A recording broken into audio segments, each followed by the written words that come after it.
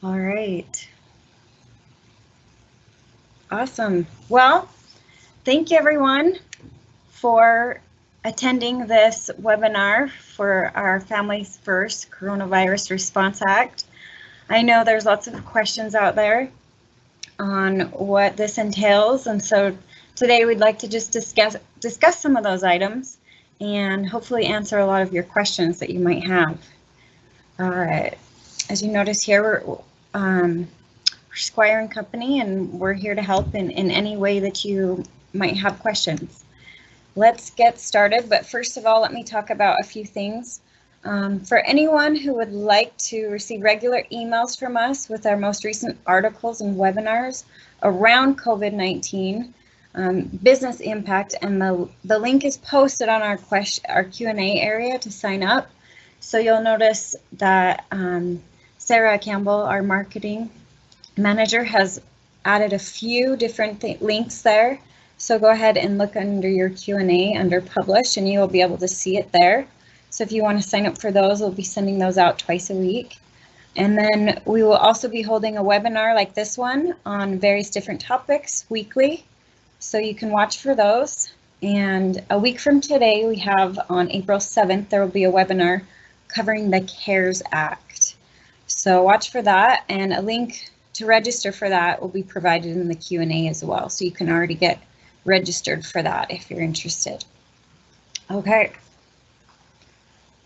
Well, perfect. Let's get started here. Let's move on to the next slide, and I'm going to show you the overview. So we're going to go over the emergency paid sick leave, what it entails, and then the Emergency Family and Medical Leave Expansion Act, talk about posting obligations that employers have, and then any questions that you may have. We'll try and get to some of those. Okay, so let's talk about the emergency sick paid leave first of all. Okay, so who does that affect? And hey, Tawny. Yeah. I'm sorry to interrupt you. It looks like people are having a hard time and there might be a delay. With hearing me? Yeah, so hang on just 1 second here, everybody. Okay. If anyone can hear it, just 1 second while I check on something. Let's see.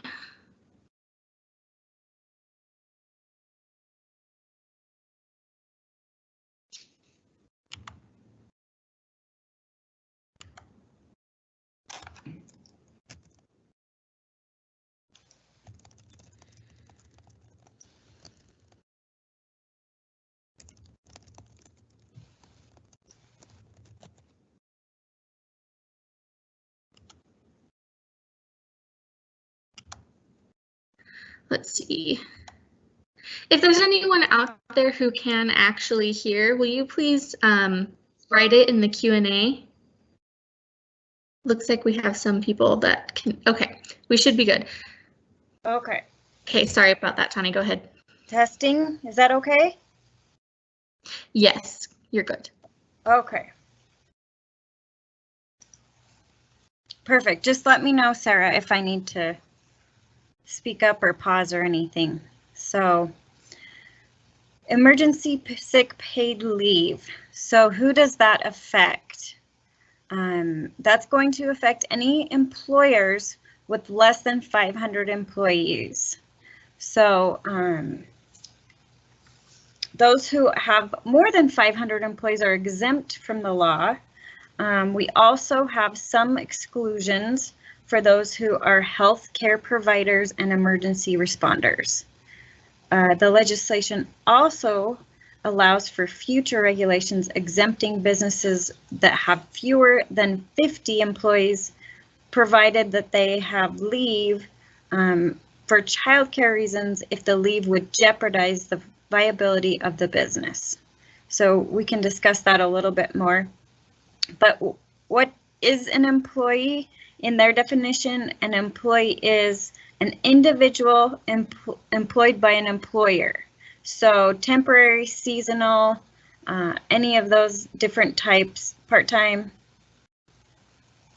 The only thing it does exclude is not contractors, so you do not have to count them as an employee. So on the fewer than 50 employees exemption, there is more information to come in April of 2020. So for those with fewer than 50 employees who believe that it would jeopardize the viability of your business, just make sure you document the reason why you feel that way, and don't send it yet, but that would just be something to come in April on more information on that. And then also, just so you know, there will be a 30-day non-enforcement period following the Act's effective date. So as long as employers have acted in reasonable good faith to comply with the Act, we do have a little bit of a period to kind of make sure we're on track. Okay, so when is this in place? This actually is in place starting tomorrow, April 1st. So, and that goes until December 31st is when this Act is in. So this Act, under the Federal Emergency Paid Sick Leave Act, employees may be entitled to paid sick leave. So this was something that was created in response to the coronavirus disease of 2019. Okay, so the government, Congress passed it on March 18th, and then the president signed it. So now it'll be going live April 1st. So there'll be more details to come as well.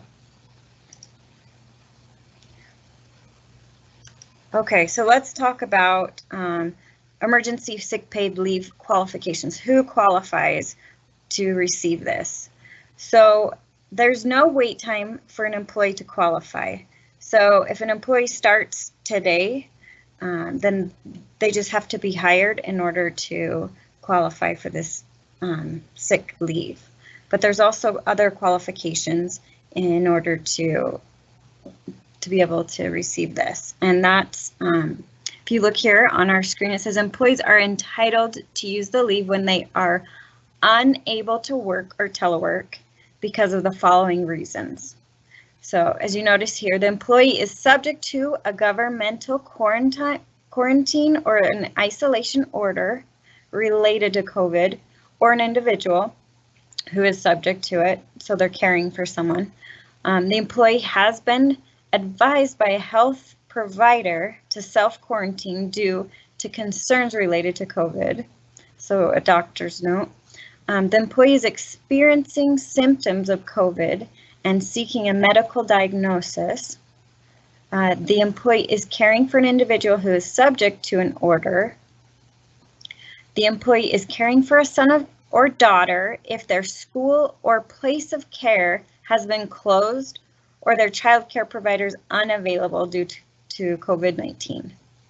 And then the last one is the employee is experiencing any other substantially similar conditions specified by HSS security. So these are the different qualifications. If an employee qualifies for any of these different numbers here, reasons, then they could qualify to have paid sick leave. Reasons number, so the first three reasons you're qualifying for yourself can be paid at 100% of their regular salary or hourly rate. And the reason number 5, a full-time employee is eligible for up to 2 weeks paid and additional 10 weeks of expanded FMLA, which we'll talk about in the next section. And then reasons 4 and 6, the employee is entitled to 2/3 of their regular rate of pay. So depending on your reason, the employee could be paid either 2/3 of their regular salary or 100%. And reason 5, they could actually be eligible for 2 weeks of paid sick plus the FMLA Expansion Act. So there's those different reasons there, the qualifications for this paid leave. Okay, let's move on to this. So we're going to talk about what benefits the employer has for offering this, because you're thinking, how are we going to afford to pay 2 weeks sick leave to every employee or whoever qualifies? And so you actually do get tax credits dollar for dollar up to a certain limit. And so I wanted to put some examples here because I know there are quite a few people who are wondering how this works.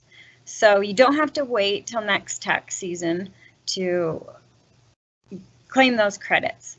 So what you can do, there's an example here. An employer pays $5,000 in sick leave and it's otherwise required to deposit $8,000 in payroll taxes.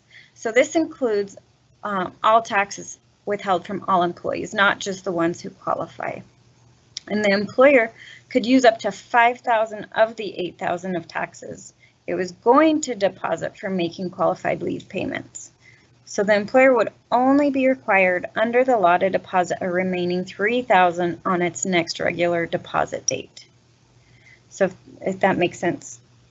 And then here's a separate example that if you are actually paying more in sick leave than you have in payroll taxes, that's where an employer pays $10,000 in sick leave and is otherwise required to deposit $8,000 in taxes. So the employer could use the entire $8,000 of taxes, so not pay anything, in order to make a qualified leave payment and could file a request for an accelerated credit for the remaining $2,000.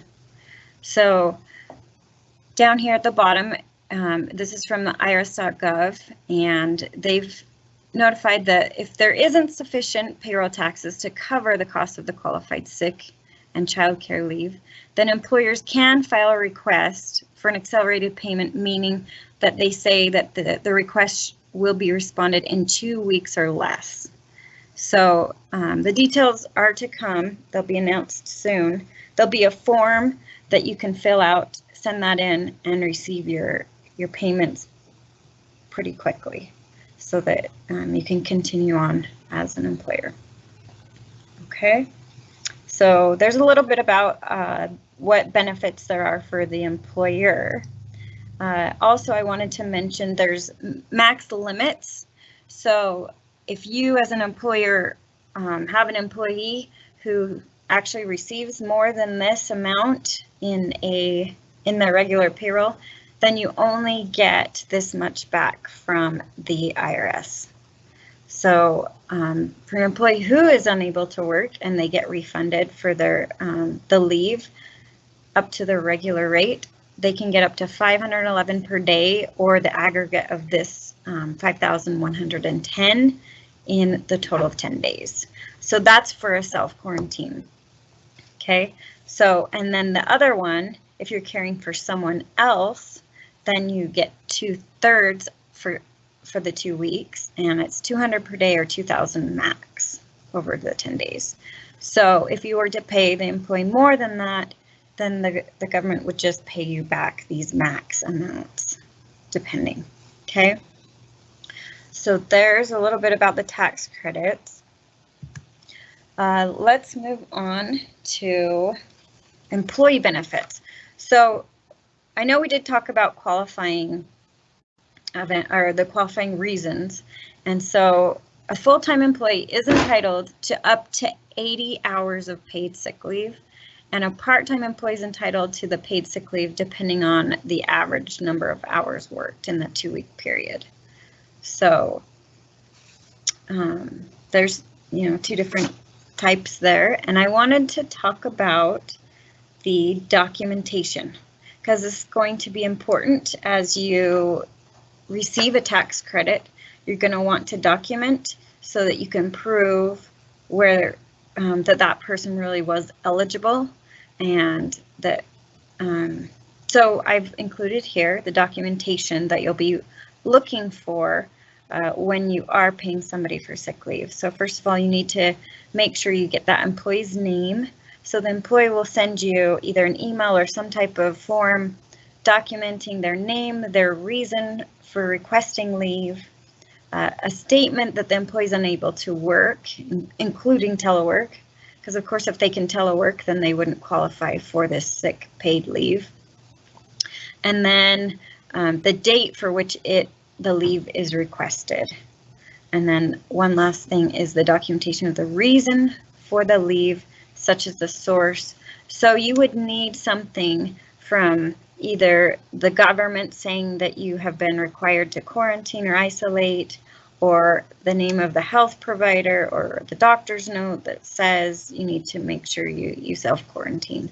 So, and then, for example, if somebody's school is closed, documentation like an email from the school saying we are closed, some type of, like on their website showing these are the days it's closed, just proof showing that type of thing. So that's the documentation section. With emergency sick pay leave, there is some protections for employees. So employees will generally be reinstated and to their positions of equal seniority and benefits, pay, and those types of things upon returning. Also, retaliation is prohibited, and so an employer cannot take adverse action against an employee for exercising their rights under this law, the sick paid leave. Okay, so that's a little bit about our emergency sick paid leave. Okay. We are going to move on to Emergency Family and Medical Leave Expansion Act and kind of talk about this. So who does this one affect? It's the same as the sick paid leave. Employers with 500 or less employees. For this one, it is a little bit different. It does actually start April 1st as well, but the expansion to FMLA, so if some of you are familiar with this, there's FMLA, Family Medical Leave Act, and this is just an expansion to that. And some people who have less than 50 employees have probably not been familiar with that, but this now will be something that you will have to know about. Okay, so here's different eligibility. So the regular FMLA has different criteria, but this one you have to be employed for at least 30 calendar days prior to leave in order to qualify for this expansion. Okay, and then the CARES Act has approved something that if an employee is rehired, they don't have to wait the 30 days if they've worked at least 60 days before that. So you had an employee leave and then come back, then they still could qualify. And then there's as far as qualifications, the sick paid leave has 6 different reasons that somebody could qualify. This one has 1, if you'll notice. It's got the eligible employee may use up to 12 weeks of job protected leave to care for their child under 18 years of age if their school or place of care has been closed or their child care provider is unavailable due to a public health emergency. So there's only one reason that someone would be able to participate in the FMLA Expansion Act. So the first 10 days of this leave is actually unpaid. So it kind of goes hand in hand with the 10 days of sick paid leave. If they qualify for that, then based on the reason of the employee caring for a son or daughter because their school is closed. So, but they could also elect to substitute any accrued paid leave, including emergency paid sick leave during this period. So there is some pay that could be taken place during those first 10 days. But the employee is paid at the first 10 days at a rate of 2/3 of the regular pay, up to $200 per day. So on the next one, we're talking about the protection of the group health insurance. So FMLA expansion does protect employees who are eligible to receive group health plan coverage on the same terms and conditions as if they had continued to work. Okay, so you can't drop people's premiums. They have to continue paying the same that they've done in the past. Let's see. Okay, so once again, we've got April 1st through December 31st. If somebody was eligible before April 1st, you do not get to retroactive this. So anybody who took leave without pay due to one of these reasons would not be able to be eligible for retroactive pay. It has to occur, the event has to occur on April 1st or after in order for them to become eligible.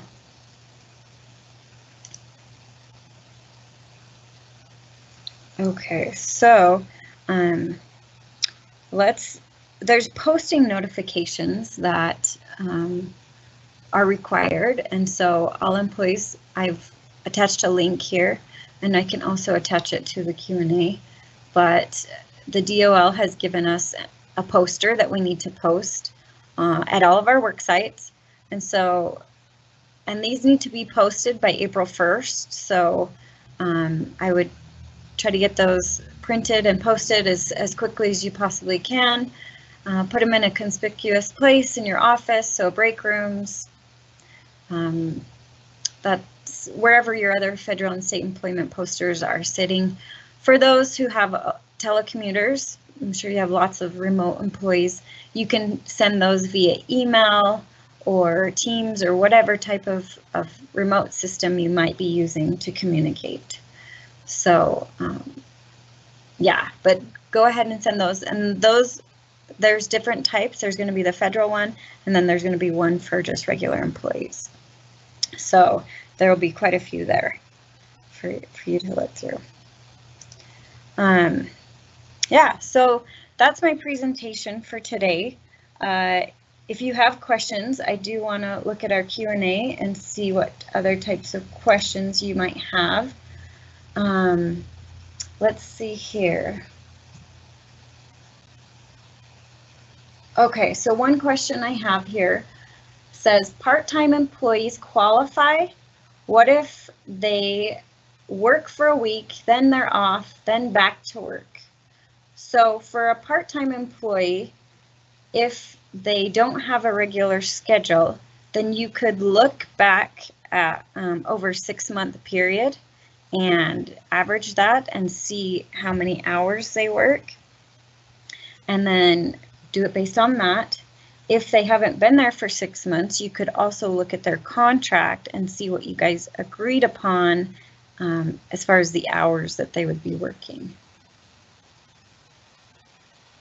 Let's see.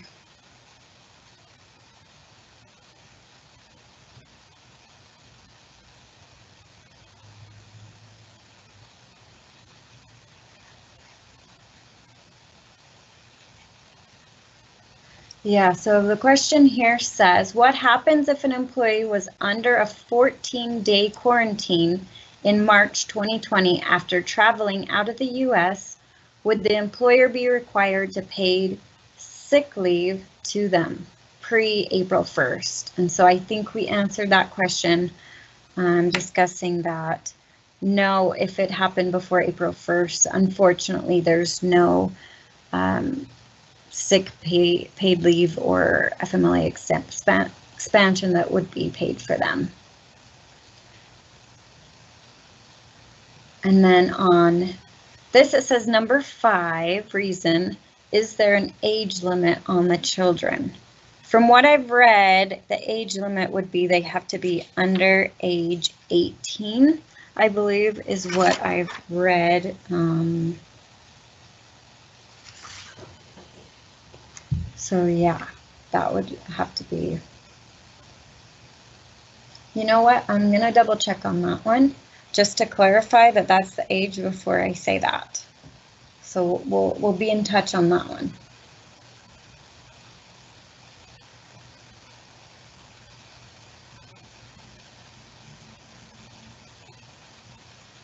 Okay, so here's a question or a scenario. It says employee is personally able to work, but is not comfortable working because their spouse has a weak immune system. Does the employee qualify for sick paid leave? So my understanding would be no, because the employee is able to work but chooses not to. So that would not be under one of the reasons for qualifying. So choosing not to work but being able to would not be a reason to be able to get sick paid leave.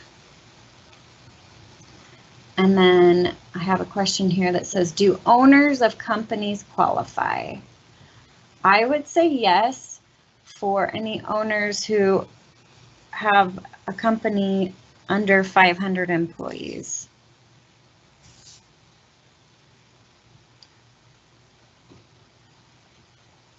Okay, is any of this retroactive? I think we did discuss that.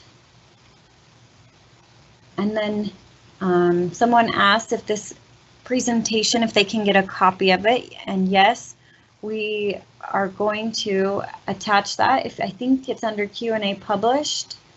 I know Sarah was going to publish it out there, so if it's not right now, you can also probably watch for an email where that could be sent out.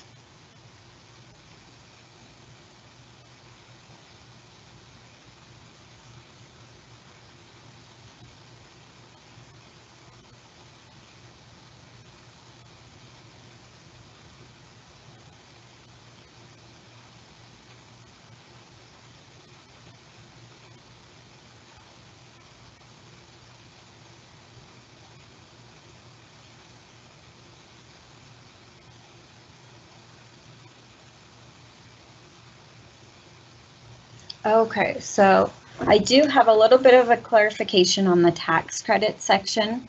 So it looks like on the tax credits, they are limited to employer portion of FICA only. So they cannot offset any taxes withheld from the employee or Medicare. So employee and employer portion of that, of the Medicare. So there's a little bit different twist to the tax credits that looks like I'm being confirmed that it's employer portion of FICA only that can be done. I know that a lot of the payroll companies are making changes rapidly to make sure that it is consistent with the new regs.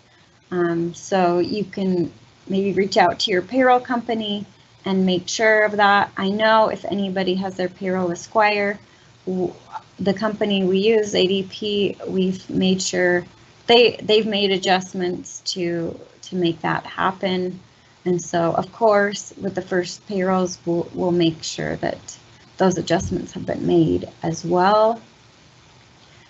Let's see, there's more questions here.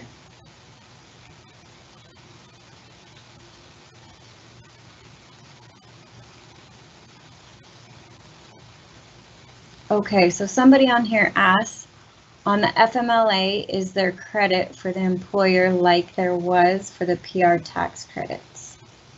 Yes, there is as well. So on the FMLA, they will pay back for the actual leave as well.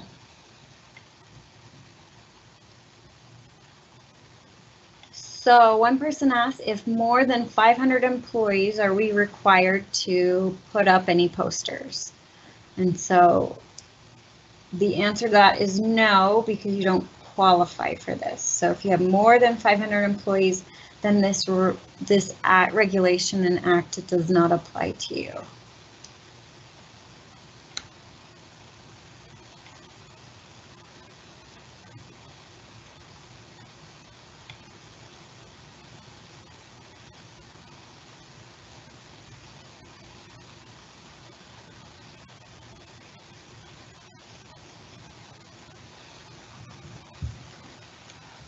Okay. So is the Expansion Act 12-week paid after the first 10 days? I have a question here. So no, it is not. So it's really only 10 weeks of paid leave after the first 10 days. So 10 weeks of paid leave, 2 weeks of unpaid for FMLA, but you can use FMLA and paid sick leave together to equal out that 12 weeks. So you can use them together to equal that out if they qualify, for the reason being that they are unable to work or telework based on a qualifying event, their children being out of school or canceled. So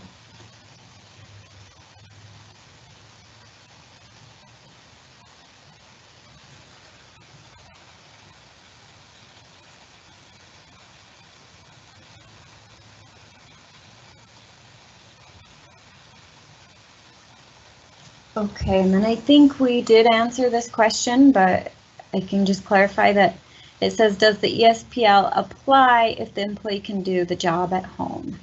And so, no, you do not qualify for the sick paid leave if you can do the job from home, if you are remote or if you're teleworking or remote working.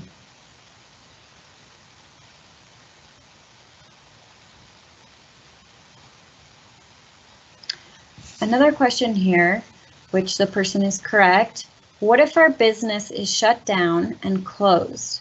No one is working. Employees would file for unemployment, right? Not this sick leave. And that's correct. If your business is shut down and closed, then no one would qualify for the sick paid leave or the FMLA. They would need to apply for unemployment, and you would want to encourage them to apply for unemployment if your business is shut down.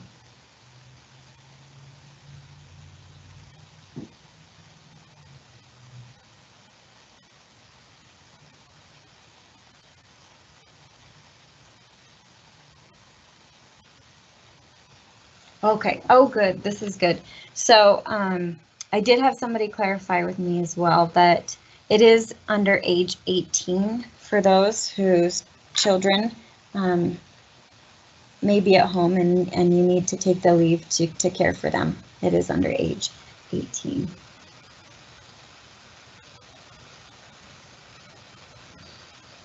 Okay, somebody here asked, 1099 employees covered. And so the definition of employee by the DOL considers anybody who's temporary, seasonal, any other type of employee except for contracted employees. So you do not have to count contracted employees as your 500, and they do not qualify for the sick paid or expansion FMLA leave.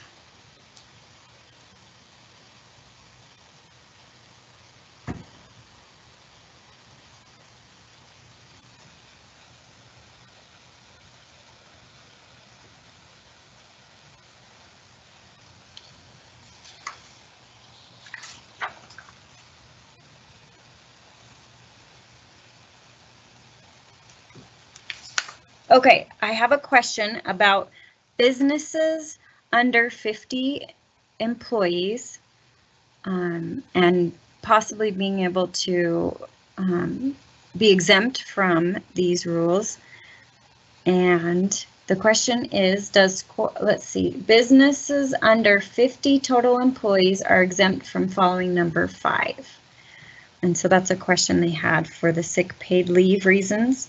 So if you remember, reason number 5 is the employee is caring for a son or daughter if their school or place of care has been closed, or their child care provider is unavailable due to COVID precautions.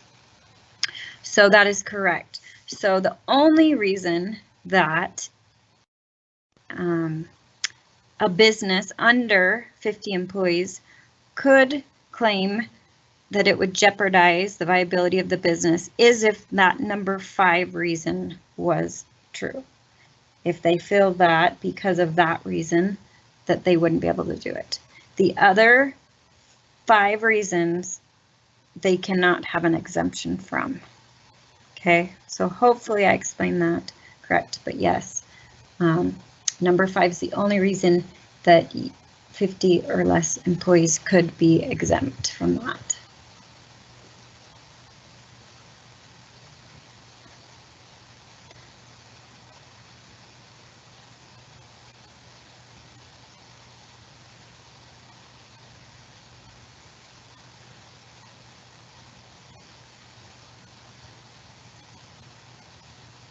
Okay, so this is a question that I actually read the answer to just recently, and it said, would employees be eligible due to health department closing the business temporarily? And the answer to that is no, but they would be eligible to unemployment if that's the case.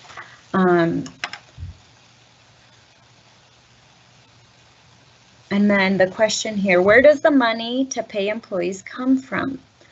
So the money has to come from the employer for now on the paid sick leave and the paid FMLA. But what it is the government's doing is giving some tax credits for those dollar for dollar. So in the long run, they're actually being paid for by the government. It's just getting the money back to you and doing it in a quick way. And that's why they're allowing some of the taxes that you owe on your payroll tax to be subtracted that way. And then if you can't, they're hoping to get you a check within the 2 weeks by putting in, by filing those forms. So, and that's one of the reasons why they do have an option to be exempt for fewer than 50 employees if it creates or jeopardizes the viability of a business, just under that one reason.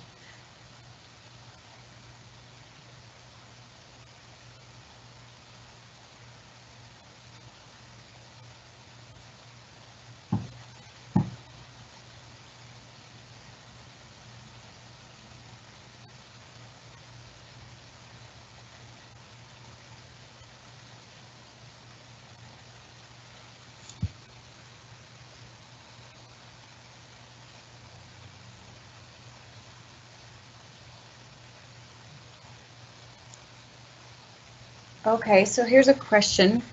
It says, will there be forms that employees have to fill out for this expanded FMLA like they do with the normal FMLA? And so the information that I've received is that you just continue using the regular forms that you have for FMLA leave. So use those same forms that you need to send out. And if you're not familiar with them because you're an employer who has less employees, you can reach out to us and we can give you more information on those forms. But yes, that's so far the information that I've been told, to just continue using the regular FMLA forms for the expanded FMLA qualifications.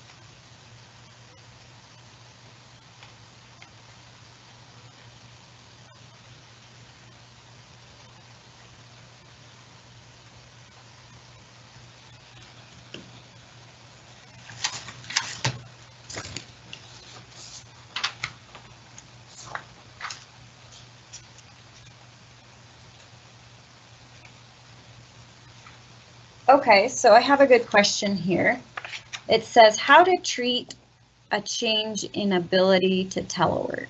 For instance, halfway through telework is then unavailable. So if that's the case, and I kind of want to bring up another question that kind of piggybacks with this. So if they are eligible to telework, then great. They can work from home, get their regular pay or whatever. If they are then unable to telework and they do qualify for one of these 6 reasons, then they can become eligible at that time. There's also sometimes when somebody would qualify for one, like paid sick leave, and then they could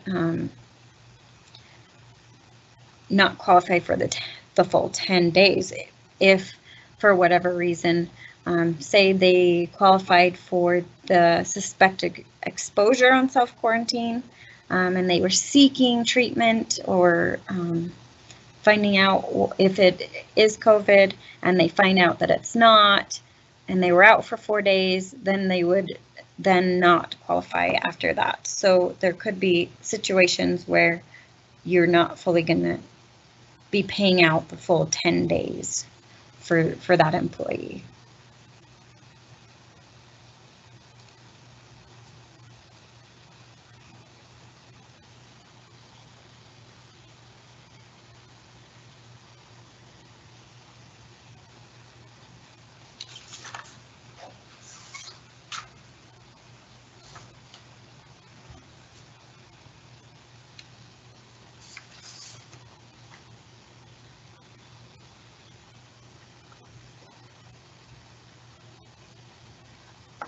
Okay, so I have a question here that says, what if I have an employee on furlough? Then that employee is not eligible for the paid sick leave because they are currently on furlough, but you do want to recommend them to apply for unemployment in that case. And if they're on furlough, they can't come back now after April 1st. If they already are on furlough and try to claim the paid sick leave. Okay, so let's see. And then there's another question here.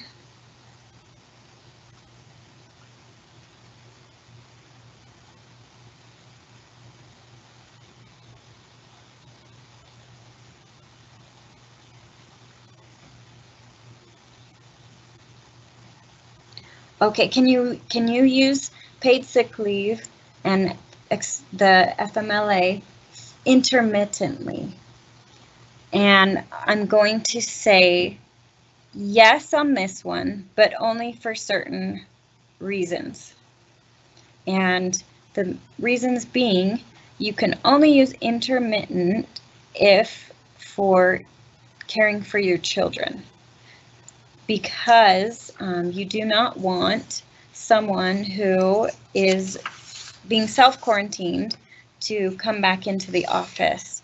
And so that would be just a group that would be needed to be used all at once and not intermittently. And so for example, maybe somebody is working from home caring for children, and maybe they can telework for like maybe from 1 to 3, and then say they're going to do a break of intermittent leave from 4 to 5. And so that's something that you can do if it's for caring for your children, because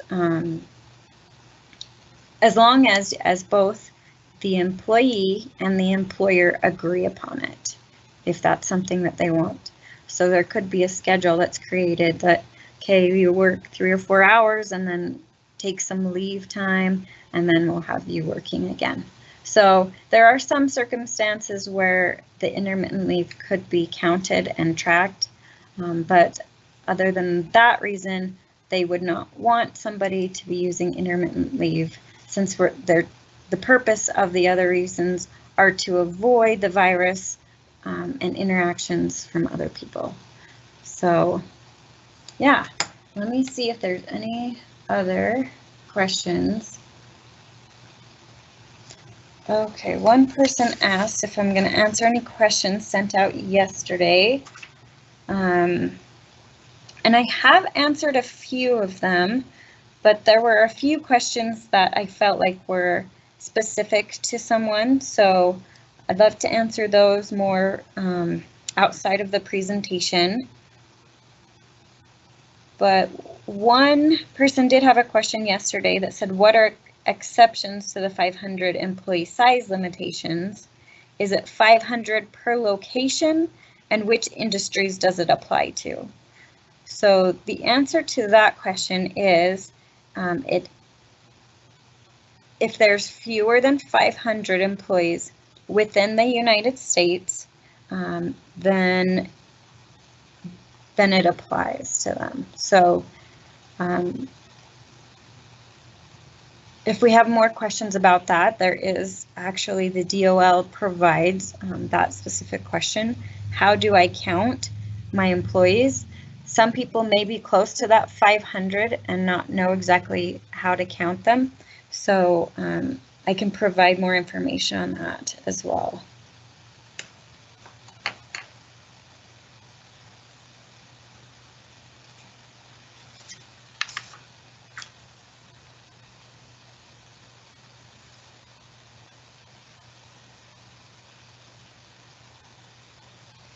Okay, for somebody whose pay period starts in March and goes till April 5th and is paid on April 9th, they're asking, so only the days from April 1st to April 5th would be subject to the emergency sick leave, correct? And I say, yes, that is correct. It would only be the ones from April 1st through the 5th.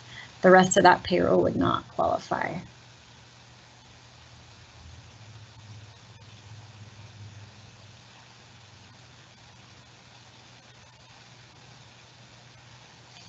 Okay, so there's another good question here that says, if an employee has hours reduced due to lack of business due to COVID, do we pay the difference in sick pay? And so the answer to that is no, because that is not one of the reasons that qualifies for sick pay leave. A lack of work or lack of business is not a reason to be able to qualify for sick pay. So the answer to that is no.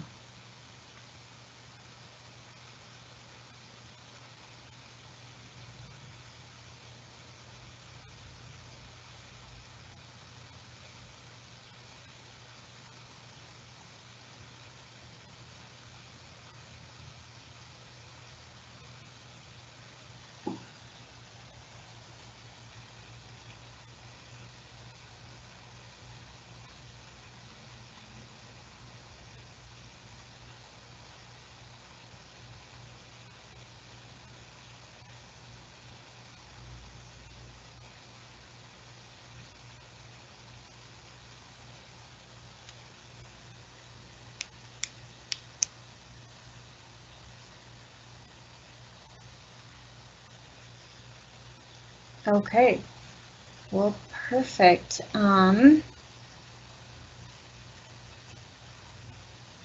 another question here that says, what if employees were laid off? If employees were laid off, then they would qualify for unemployment. And so encourage them to go and apply for that.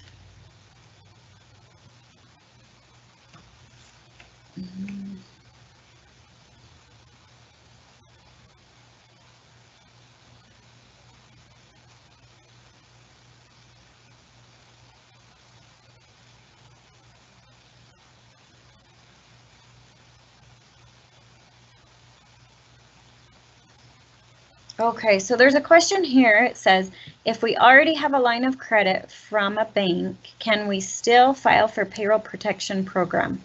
So that question is going to have to be referred to the CARES Act that's going to be presented next week, and maybe even your Squire contact would be able to answer that question for you.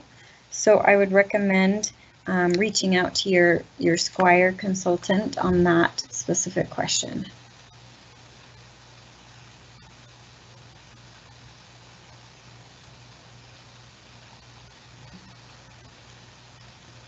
And another question, if we have a closure, do we have to pay employees for the 2 weeks before they go on unemployment, or do we just have them go on unemployment to begin with. So the question or the answer there would be, if you close the doors, nobody qualifies for sick leave anymore, so have them go and apply for unemployment.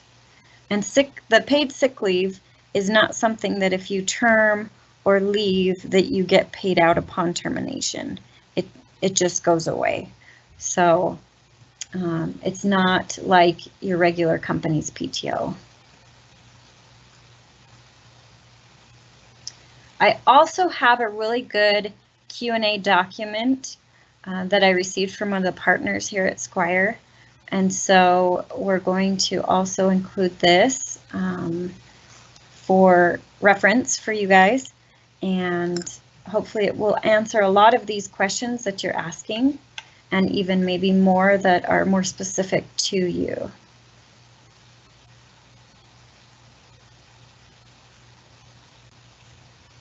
Okay. And then for the question that just came back in about the consultant,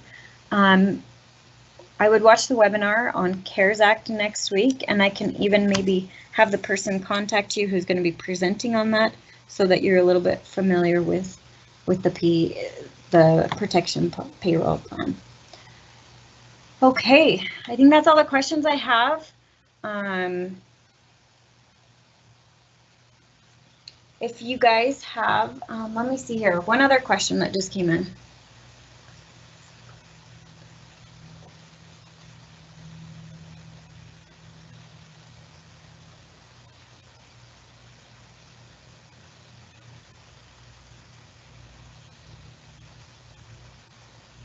Okay, so this one I'll have to reach out to that person specifically.